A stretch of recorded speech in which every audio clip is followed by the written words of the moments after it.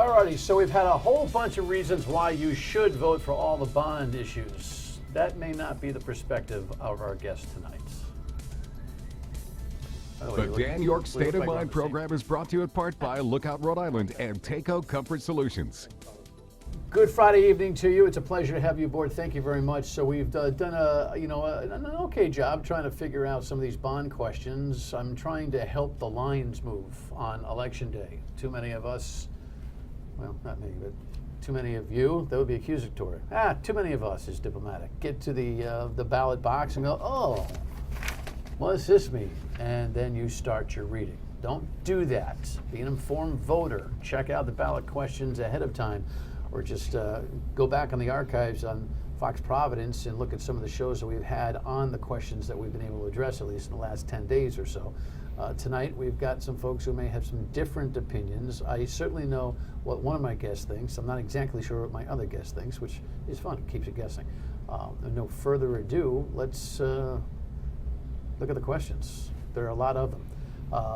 Number 1 and 2 are non-monetary issues. The casino in Tiverton, in terms of you spending money, actually. State ethics, and then we get to some of the money questions. And we'll actually go back to this list for you over the course of time. I bring in my guest, Pat Ford. He's the chairman of the Rhode Island Libertarian Party, and he wore the same color. Are we on the same team? I know you're trying to recruit me into that libertarian thing. That's a little bit too much. Yeah, we've almost got you there. And Mike Stenhouse, no stranger, from the Center for Freedom and Prosperity here in Rhode Island. Guys, thanks. Let's just jump right into it. The casino question. Here's Cameron Ramsey, who is no on casino in Tiverton, who was a guest just the other day. The people in Tiverton are very much worried about their housing values. People don't move to Tiverton with the hope that a casino is going to come to town. They move to Tiverton because we have beaches, farming, open communities. Are you a homeowner? Yes, I am. Okay. Lived in Tiverton now for 20 years, which a lot of people think is still new for a resident. They're worried about the crime rate, the housing values. The National Realtors Association predicts that your housing value will go down by 10% when a community has a casino built into it. So those are local concerns, and what's interesting is it's a bifurcated question, right? It's question 1 on the statewide ballot, and then they moved it to question 8 in Tiverton. So actually, the Tiverton voters are going to see question 1 on the state ballot. Right. They'll vote on that, and then they'll vote on question 8 redundantly for their own community. Take on it? I've always been opposed to casino gambling. Economically, it's a disaster. You're sucking money like a gigantic vacuum cleaner right out of the town of Tiverton. In each locality, in each municipality, there's a local economy. It doesn't necessarily respect state borders. Casinos draw almost exclusively, particularly in this format, from the local economy. The multiplier effect is not nearly as profound as money removed from the community in the form of a tax, in the form of a transfer payment to Twin River, as it is in keeping that money in the community. There will be an increase in petty crime. There will be a decrease in the quality of life. Tivertonians, or as we like to say, Twin Rivertonians, love to vote for casino gambling when it's in other towns. As a libertarian, if that's the direction they go in, then I have to support them. But the state holding a statewide monopoly and using that monopoly to leverage so many advantages to Twin River Corporation in the form of subsidizing entertainment, economic disaster for Tiverton. I wish they'd wise up. Michael? Well, our center is officially taking a neutral position on this. We see some good and we see some bad, and Pat brought up the bad, which I'll get to. As a free market perspective, if the people want to gamble, we believe that people should be able to gamble. It's a free market activity. If a business can appeal to people and make money, obviously crime and all those are considerations, but that's up to the free market to handle. What we don't like about it is the fact that this is basically, as Pat mentioned, a government monopoly. It's a government-run, government-directed casino with a lot of the profits going to the government. And that's not free market. So again, it's going to be up to the people to decide, and we're taking a neutral position. Well, this notion that the government is this other entity, it depends on the situation, right? This is the largest non-tax revenue stream we have here in the state of Rhode Island, under siege from industry competition. So the argument is, got to move it to Tiverton to replace Newport Grand, because Newport Grand is deteriorating and has its projections are getting worse and worse. This is jobs and revenue protection for us, the people who receive the money, the state of Rhode Island. And my argument against that is that same money, that same discretionary income, would be spent in other ways in the economy that would be much more accretive to the common goal, which is to build the local economy. Gambling casino, I always use the proposition, when you go to pay your taxes, your property taxes, and you're not very happy. If by going down to a casino, playing a video game, and essentially writing the state a check, if that makes you happier, I'm not sure why. But it's a tax, it draws money out of the local economy. That money, when we looked at the stadium, unrelated, similar case though. One economist predicted that the stadium would have the same impact as a multiplex movie theater. There's only So so... you're talking about the proposed Providence Stadium? Right. Move, the Paw Sox to the Providence saga. Okay. Exactly. There's a finite amount of money that's in that economy. Casinos draw money out of that economy to the state coffers away from Tiverton. Well, listen, it's a heroin addiction that every state has. Mm-hmm. So it's just a question of whether or not you want to, sustain the addiction, or have a replacement economic model that's going to bring the kind of revenue into the state that this particular model does. And that's our position. We don't need to directly compete with Massachusetts. There are other ways better ways, free market ways to have economic development than having a casino. All right. Well, I just want to mention again that the Yes on Casino folks, those at the Twin River Holding Company and the like, have refused to participate in this conversation and other media conversations, I'm told. And I can't tell you how disappointing that is as a citizen, never mind as a host. Cocky and being custodian of the largest non-tax revenue stream in this state is no way to be a partner in this state, seems to me. So make that a spiritual note, if you will. Question 2, we'll just throw that back up. It's the state ethics question. This is to grow the Ethics Commission's power back to its former position in 2009. John Marion from Common Cause was a guest on an earlier program. Is the only constitutional amendment on the ballot. It would restore the State Ethics Commission's oversight of members of the General Assembly, because there was a 2009 state Supreme Court case that said an older version of the Constitution prevented the Ethics Commission from taking complaints and hearing complaints against members of the Assembly if their actions involved legislating. So if they had a conflict of interest and it involved legislating somehow, the Ethics Commission couldn't touch it. The crowd that's against this formally is American Civil Liberties Union, who suggests that the speech and debate clause should never be tampered with. I think the unions are against this too. I've seen that ad. The unions are? I have not seen any union discussion so. of this. Yeah, I think anybody in power is against any check and balance on what we think is immoral spending that's going on. So those who are concentrated in the status quo, who are part of this big government beast, don't want to see any changes. They don't want any balance and checks and balances, I should say. So while we're not for big government, government must have a system of checks and balances, and we think, despite its flaws, despite that 4-month moratorium before elections, this is the only one of the 7 where our center is recommending unqualified accept. We'll explain that in a second. What's your overall take? Well, the Libertarian Party was a member of Clean RI, which in conjunction with John Marion's group was part of the group that actually shaped and developed some of the language for this. So I'm wholeheartedly in support of it.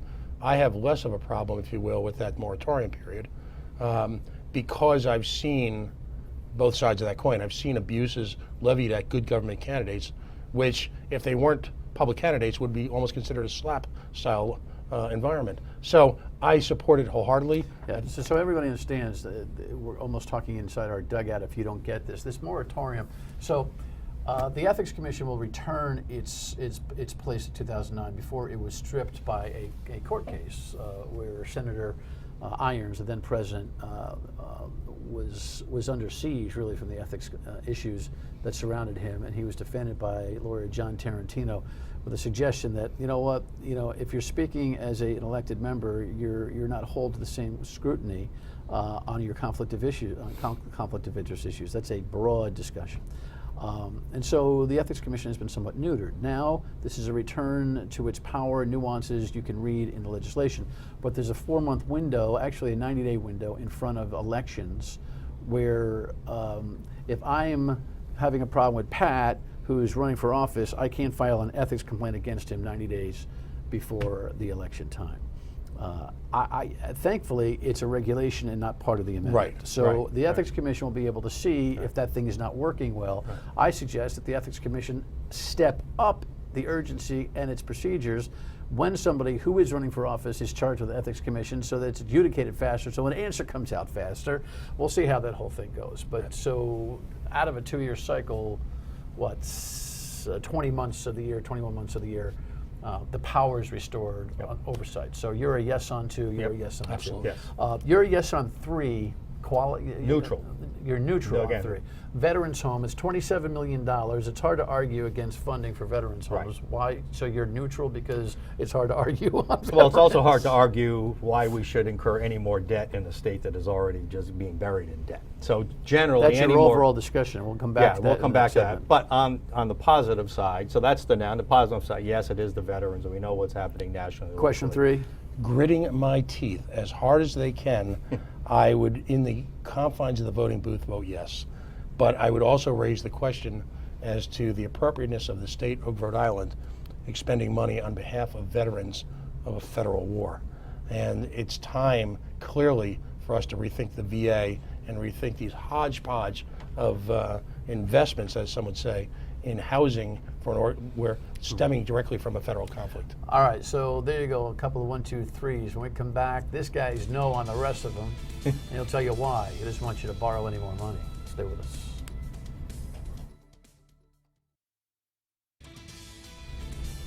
At the beautiful campus at Kingston, the University of Rhode Island, where question 4 is centered. It's a pretty big question in terms of a whole bunch of money, some $45 million for URI, $25 million for the College of Engineering, and $20 for an innovation center. You're no on 4, 5, 6, and 7 in general. Yeah, we're making it simple. Reject 4, 5, 6, and 7 for the general reason, which I can talk about if you want me to do it now, about why we can't afford more debt. All right, let me just check in on you on 4. Against diametrically Are you opposed. no 4 to 7 as well? No 4 to 7. All right, so there you go. For different reasons, but good. All right, well, let's dig into it. URI needs to continue to upgrade. Well, why is this a problem? Well, again, I want to talk generally, and then I'll apply to URI. I'll try to go quickly. You know, we got to remember this is not a popularity contest. It would be nice to do all these things, right? And you've probably heard the reasons why. But think of the families at home. It would be nice if I could have a Mercedes, or nice if I could go on a long vacation. But if I can't afford it, my credit card is already maxed out, I just can't do it. So voters need to hold our lawmakers accountable. I think it would be immoral to put another $321 million if these 4 questions are passed on our burden of debt on our future generations and our own children. Meaning We the really total yeah, sum after of all interest of the questions. and after interest and all Right. that, you're talking $321 million burden. With regard to the URI, you know, and we did some research that shows that since 2005, the interest on debt burden in Rhode Island has gone up 90%. No other state has gone up more than 45%, and the national average is 25%. We are addicted to spending, and it's got to stop. With regard to URI, the biggest problem is not the engineering school, but this $20 million innovation campus. That's right out of the Brookings Center report, right out of the Roadmap Rhode Island. It's just another form of corporate welfare that they can give out to their friends if they come up with somebody judges a good idea. It's baloney. It's corporate spending, it's wasteful, and it's got to end. didn't we just do this in 2012? And to my point later on in the show, we have no objective analysis of, I believe it was $125 million Already. we spent in 2012. Already, At what point do we step back and generate a master plan and a vision for the citizens of Rhode Island with where the college is going? I've seen none of that. It just seems to be every 2 years, URI comes a copper, and is basically playing, please sir, may I have some more? Enough, let's take a break. But it's not URI who's a special interest here. It's the construction companies that will build this. Absolutely. And where are these graduates going to go? They're certainly not going to work in Rhode Island. There's no jobs here. Right. Even though they're trying to get them, but so what's the return on investment? I don't know Well, if the anyone's ever Innovation answered Center that. is designed to stimulate those economies, and the engineering reputation of URI is Do you at the think top. government can is do at a the- good job with is that? at the top of its game. I see your point in splitting those two concepts. If it was purely the URI engineering building, it'd be a no-brainer for me. I'll probably go like this and vote yes, but I understand your perspective. Port infrastructure, question number 5. This is $70 million for the two ports combined, Quonset at 50 and the Port of Providence, with an initiative that was kind of thrown in last second at the end of the General Assembly session to add 20 to the 50 at Quonset. Here's Gavin Black from the folks who supports this question, yes on 5. What we risk if we don't invest in our already successful ports is falling behind our competition. States, Connecticut, neighboring states in Connecticut and Massachusetts are investing hundreds of millions of dollars in their port. So what will it specifically do? Down in Quonset, we have Pier 1, which is on pilings, and then we have Pier 2, which is actually a wharf and built on solid land. It has amazing shoreside capacity, but it was built in 1956 to last 50 years. So although I'm not a structural engineer, I know that it needs to be modernized, and this project and this program will allow for a third berth to be put at Pier 2 so that we can discharge even more cargo simultaneously. Name me a major port like Quonset, at least, that doesn't have, across and down, up and down the East Coast, that doesn't have public finance. I don't know enough about that. There isn't any. Yeah. So you don't want to compete at Quonset anymore? Well, I think the argument is false. That's what we always hear. Rhode Island needs to stay competitive, but yet we get better in nothing. We rank at the bottom in Jobs and Opportunity Index and Family Prosperity, the worst business climate. It seems like the only people that are benefiting are just the companies that build this infrastructure, and we're really not doing anything to help. Can somebody prove to me where all these arguments that we've heard for 20 years and why we need to spend this has actually helped our state in any material way? The argument could be, even though that we're on the bottom of many, many lists, no doubt, that we could be deeper on the bottom of many, many of those lists if we didn't have some economic activity successful at Quonset. Yeah, but isn't it up to the free market and the companies that are profiting from this to at a certain point develop their own infrastructure? That's exactly right. The build it and pray like hell someone will come hasn't worked, and it won't ever work here. And I would argue that between our addiction... Well, they're very busy at the port, at both ports. Well, how is it any different than the baseball stadium argument? Well, when you know a baseball stadium that hasn't had public financing? Well, we can't afford that luxury right now. Our state is in bad shape, structural deficits for as high as we can see, debt coming out our eyeballs. We can't afford it. And if they're running a successful port operation, why aren't they generating, like any other private industry, sufficient cash flow to increase their capacity and to provide maintenance? That's right. I'll leave those questions on a rhetorical level. You need to do your own homework on these things. When we come back, I guess we are coming back. We're coming back. We'll take a look at a couple more questions and an overall perspective on the election. Stay with us. Welcome back. We just want to show you the questions again. Questions 6 and 7. Our guests have already said they're voting no.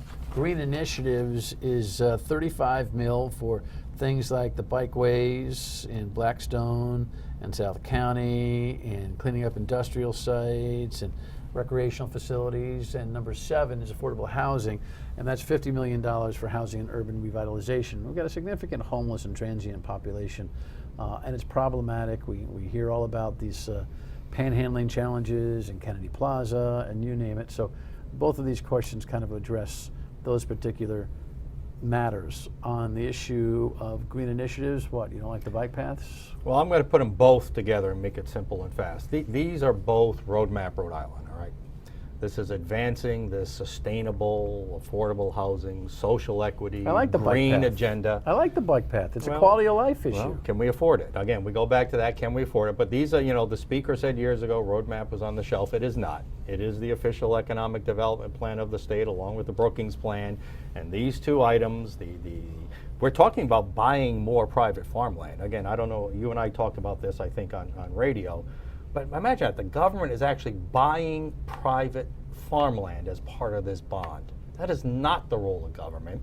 This is what Roadmap Rhode Island is all about, more government control over land and affordable housing. And we need to take some type of moratorium before spending money on discretionary bond issues. And that moratorium needs to be significant. And Mr. Stenhouse pointed out, significant amount of debt. There's a real long-term cost to Rhode Islanders our next discussion addresses that so that we can start to educate folks as to what that long-term cost is. Yeah, well, you put out a press release asking for some transparency. We've got a copy of that, and of course, Mike, you put out a recent essay that was published in the Westerly Sun and other places. No on these spending issues. So you're both written on the record. The kind of transparency you want, what is much more of a business model, a pro forma for what we're looking at long term. Yes, two things. Number one, we want to elaborate on the full debt disclosure that is now provided to voters by saying who's actually underwriting the bonds and what fees they're receiving for that, and which law firms are actually involved in the bond formulation. Because it's our belief that there's a little bit of an industry, and it's a connected industry in the state. People need to understand that. What does election day weather forecasts and bond voting have in common? 2 days later, everyone's forgotten it. Okay, so we need to have a 5-year rolling period where folks are analyzing exactly, vis-a-vis, say, the URI Engineering College, what's been spent, what's been done, where it's gone. People need a status report, and that needs to be on a rolling forward basis. It should be included as part of the... And issued through what particular formal auspice? Under the Secretary of State's voting information, and a website, simple enough to do, can provide additional documentation. Transparency, full disclosure. That is Governor Raimondo's hallmark, isn't it? Well, let me pick up on that, and I didn't come here prepared to say that, but this is why we need an Inspector General. Mm-hmm. All right, we need an Office Inspector General to follow and track, make sure the money being spent the way it's supposed to be spent, and to give those kinds of reports back to the Congress, back to the General Assembly and the voters of Rhode Island. We just spend money. We don't care how it's spent, waste or not, and then we spend more. I think both and we keep doing it again. I think both of those recommendations are sound ones. It does kind of tug at your heart and your head every election cycle. You go and you read the question, you say, well, why not? Well, why not? Well, why not? Well, all of these initiatives seem like they are palatable and non-problematic and advance the state, but the debt certainly continues to pile up. But can I say one more thing on that? This is the fundamental dishonesty we see in government. They tug at your heartstrings on purpose, when the real goal is to shovel more money to the insider, construction companies, developers, and union trades who will benefit from this. This is just a tug at your heart way to get them more. So there you go. And just quickly, we need to rethink how we pay for these things. Look at a veterans home, $27 million, a drop in the bucket, right? Until you add $16.2 million in debt servicing costs and associated structural costs. Well, it's crazy. It's not like we throw anything in equity at these projects. 30 seconds on the election overall. Who's your guy or gal, by the way? Oh, I don't have one, but I think this election is about the beast. The beast is that rigged system that Bernie Sanders and Donald Trump talk about. It's the government, it's their corporate friends, their political allies, all really conspiring against the voter and the taxpayer. And I think locally in our state and nationally, you have to decide whether you're going to vote to support that beast and that status quo, or whether you're going to throw them out. We're going to ask you to vote for Gary Johnson, not just because of the strength of the candidacy, but the 5% gives the Rhode Island Libertarian Party a seat at the table in Rhode Island. Our candidates stand People for... need to understand that. So if Gary Johnson gets 5% of the popular vote in Rhode Island, the party that Pat represents is on the ballot for 2018, making it identifiable. Exactly. So if you're looking for a political party that supports small government, fiscal responsibility, yet at the same time personal freedom, and you think you need a change in Halitosis Hall, we're the guys to do it. I'll disagree. It's a wasted vote. Take a stance. Pick one of the big two candidates. Why? Our future depends on it. Why should the actions of others dictate your personal behavior? The only place we'll disagree. It's a whole nother show. Final word and we come back. And the project next week I want you to know about. Hey, FYI, on the radio program on Monday, we'll be originating from Brown University and get a lot of different viewpoints from a lot of different folks, from the teaching brass to the students, left and right, on this election season. That's live 3 to 6 on WPRO on the Dan Yorke Show, weekdays 3 till 6. So tune in for that. Thanks for watching. We'll see you next week, the final week.